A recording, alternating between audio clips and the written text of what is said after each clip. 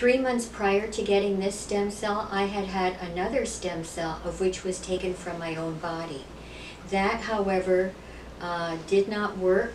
As a matter of fact, the pain that I received from that first injection was more than I had ever bargained for. They took it from my buttock to put into my left hip. Subsequent to having that additional pain, I had heard about Dr. Courtney's clinic, and I came in and I heard this seminar, which prompted great respect and interest.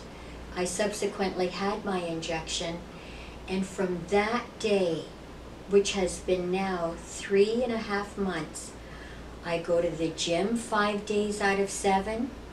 I work out at the gym an hour on a spin bike and 30 minutes with free weights. I go dancing 5 days a week, and I'm on the dance floor until somebody has to tell me to sit down.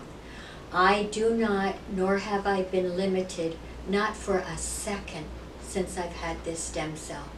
I wake up every morning thinking my miracle will end. However, every morning I wake up and it's still there. My miracle walks, dances, bikes, jogs, does everything with me. So I just want to thank this clinic for what it's done. Thank you.